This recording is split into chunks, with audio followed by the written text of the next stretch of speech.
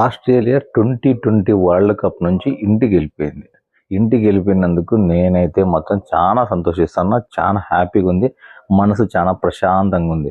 ఎందుకంటే నిన్న జరిగిన మ్యాచ్లోనే శ్రీలంకతో ఓడిపోయినప్పుడే ఆల్మోస్ట్ ఇంటికి వెళ్ళిపోయింది. ఇంకా జింబాబ్వే ఒక్కటి రిజల్ట్ తెలిస్తే ఇంకా ఆస్ట్రేలియా ఇంటికి వెళ్ళిపోతుంది అనుకున్నాము. జింబాబ్వే మ్యాచ్ ఈరోజు అయితే వర్షం కారణంగా రద్దు అయిపోయింది.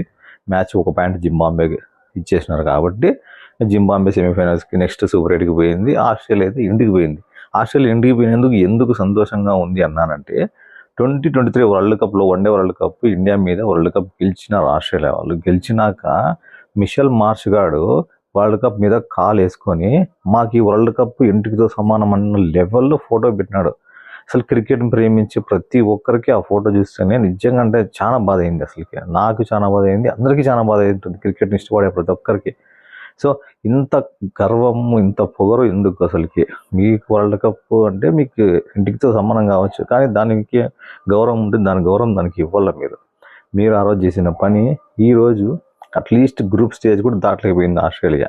సో క్రికెట్ గేమ్ ఎప్పుడు ఒకేలాగా ఉండదు. ఎప్పుడు పైకి పోతారో ఎప్పుడు కిందకి వస్తారో తెలియదు.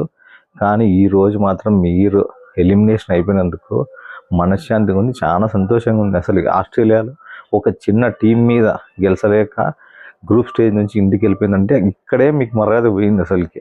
ఆ రోజు మీరు చేసిన ఒక కొవ్వు అనుకో, తలపొగరో ఏదన్నా అనుకో, కానీ ఆ రోజు అసలుకి వరల్డ్ కప్ మీద ఎవరైనా కాలు పెట్టుకొని ఫోటో తీసి అంత అసలుకి గర్వం చూపించినారు. ఈరోజు మాత్రము అసలు ఇంటికి పోయినారు ఆస్ట్రేలియా. వరల్డ్ కప్ నుంచి ఆస్ట్రేలియా ఇంటికి పోయింది. చాలా అంటే చాలా హ్యాపీ. Bye friends.